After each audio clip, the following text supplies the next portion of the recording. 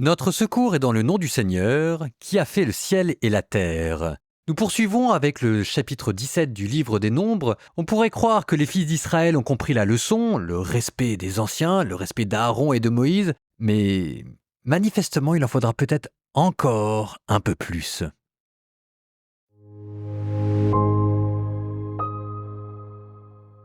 Le Seigneur parla à Moïse. Il dit « Ordonne à Éléazar, fils du prêtre Aaron, de retirer du brasier les brûle-parfums et de répandre au loin leur feu, car ils sont saints.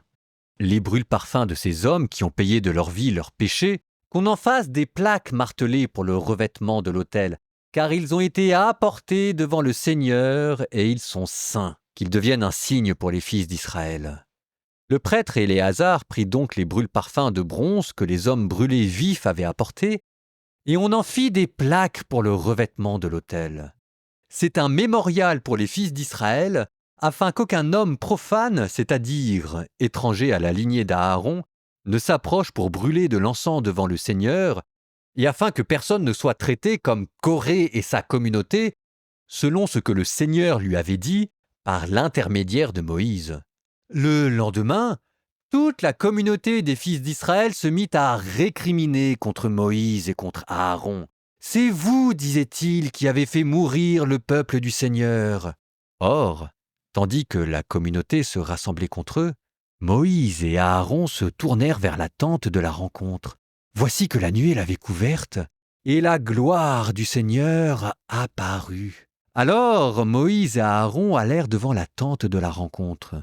Le Seigneur parla à Moïse, il dit « Éloignez-vous de cette communauté, je vais les exterminer à l'instant. » Moïse et Aaron tombèrent face contre terre, puis Moïse dit à Aaron « Prends le brûle-parfum, mets-y du feu de l'autel et place dessus de l'encens, emporte-le vite vers la communauté et fais sur eux le rite d'expiation, car la colère du Seigneur a éclaté et le fléau a commencé. » Aaron prit le brûle-parfum comme Moïse le lui avait dit, et il courut vers la communauté, où, en effet, le fléau avait commencé parmi le peuple. Il mit l'encens et fit le rite d'expiation sur le peuple. Il se tint entre les morts et les vivants, et le fléau s'arrêta. 14 700 moururent du fléau, sans compter les morts dans l'affaire de Corée. Aaron retourna vers Moïse à l'entrée de la tente de la rencontre. Le fléau s'était arrêté. Le Seigneur parla à Moïse. Il dit « Parle aux fils d'Israël et fais-toi remettre par eux une branche pour chaque tribu, remise par tous les responsables de tribus. Cela fera 12 branches. Tu écriras le nom de chacun sur sa branche, mais sur la branche de Lévi, tu écriras le nom d'Aaron, car il n'y aura qu'une seule branche par chef de tribu. Tu déposeras les branches dans la tente de la rencontre, devant le témoignage, là où je vous rencontre. L'homme que j'aurai choisi sera celui dont la branche fleurira. Ainsi j'apaiserai en les écartant de moi les récriminations que les fils d'Israël élèvent contre vous. » Moïse parla aux fils d'Israël et chacun de leurs responsables lui donna une branche par responsable selon leur tribu, soit 12 branches. Et la branche d'Aaron se trouvait au milieu de leurs branches. Puis Moïse déposa les branches devant le Seigneur dans la tente du témoignage. Le lendemain, Moïse entra dans la tente du témoignage, et voici, la branche d'Aaron avait fleuri pour la maison de Lévi. La branche avait fait éclore une floraison, fleurir des fleurs et mûrir des amandes. Moïse enleva toutes les branches qui étaient devant le Seigneur pour les montrer aux fils d'Israël. Ils les virent, et chacun reprit sa branche. Alors le Seigneur dit à Moïse, « Remets la branche d'Aaron devant le témoignage. Garde-la comme un signe pour les fils rebelles. Ainsi tu mettras fin à leur récrimination contre moi, et ils ne mourront pas. » Moïse fit comme le Seigneur le lui avait ordonné. Il fit ainsi. Les fils d'Israël dirent à Moïse, « Vois, nous expirons, tous nous sommes perdus, car quiconque s'approche de la demeure du Seigneur, celui-là mourra. Allons-nous expirer jusqu'au dernier ?»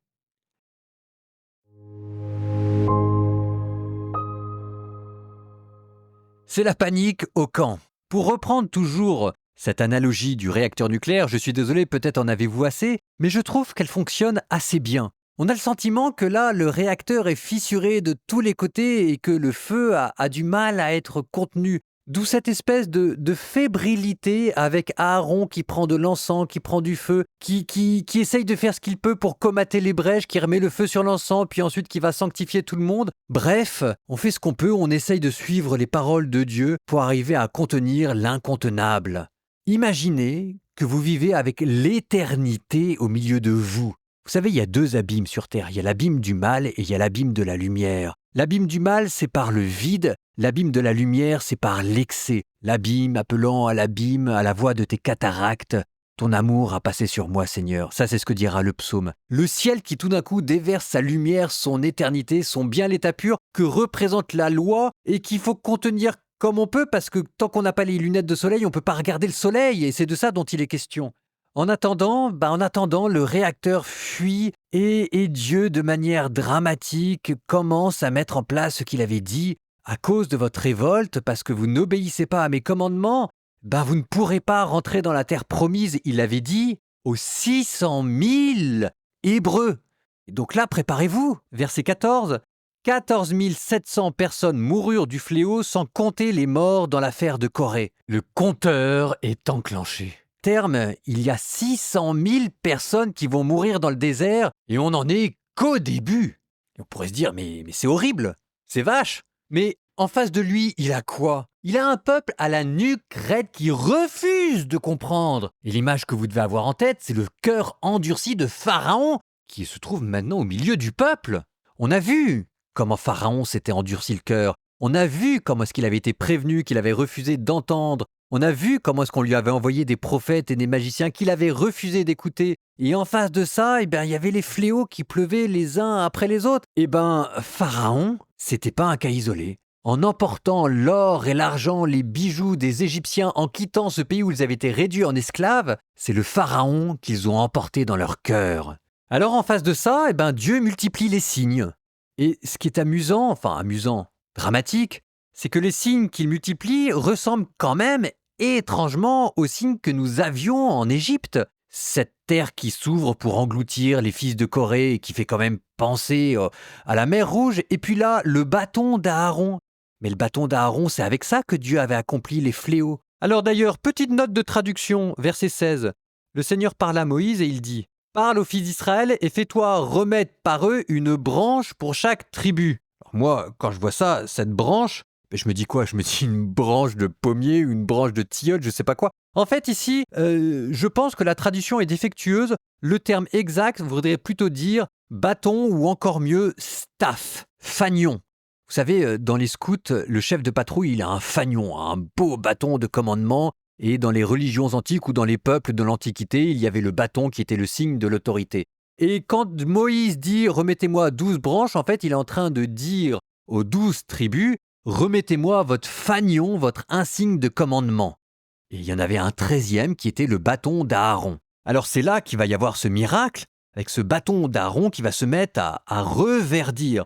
Je vous cite, « La branche avait fait éclore une floraison, fleurir des fleurs et mûrir des amandes. » Les amandes, c'est la première fleur de l'arbre qui mûrit au printemps, qui précède l'aurore, qui annonce le printemps. Et là, quand même, pour le coup, ça vous fait penser à la résurrection. Il ne faut pas tout de suite plaquer l'évangile sur l'Ancien Testament, mais là, c'est quand même difficile de ne pas voir le rapport entre Aaron, le grand prêtre d'un côté, Jésus, l'autre grand prêtre éternel selon l'ordre du roi Melchisédek, le bâton qui refleurit, et puis de l'autre côté, l'arbre de la vie, la croix de Jésus-Christ. Quand même, derrière l'ombre de Moïse, il y a Jésus qui sera le prophète, comme dira le Nouveau Testament. Il est, de même manière que derrière l'ombre de Moïse, il y a Jésus, derrière l'ombre d'Aaron, il y a encore Jésus. Et d'ailleurs, on va mettre tout ça dans l'arche d'alliance.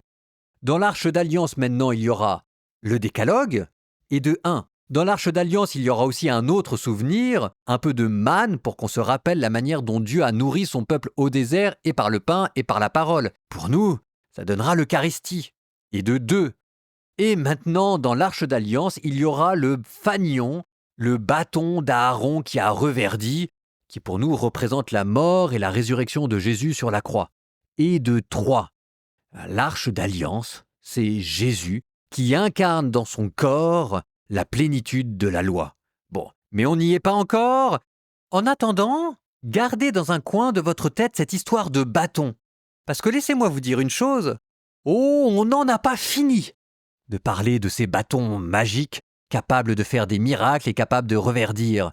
Et ça arrivera à un lieu qui vous fera tous souffrir et peut-être même verserez-vous une larme. Je n'en dis pas plus. Psaume 26. Le Seigneur est ma lumière et mon salut, de qui aurais-je crainte ? Le Seigneur est le rempart de ma vie, devant qui tremblerais-je ?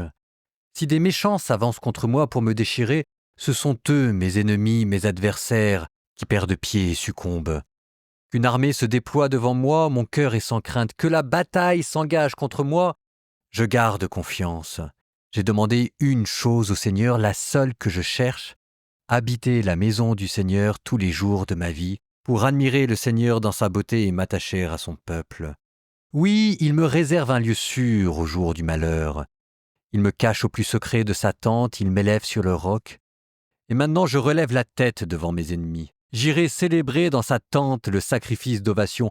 Je chanterai, je fêterai le Seigneur. Écoute, Seigneur, je t'appelle. Pitié, réponds-moi. Mon cœur m'a redit ta parole. Cherchez ma face. C'est ta face, Seigneur, que je cherche. Ne me cache pas ta face. N'écarte pas ton serviteur avec colère.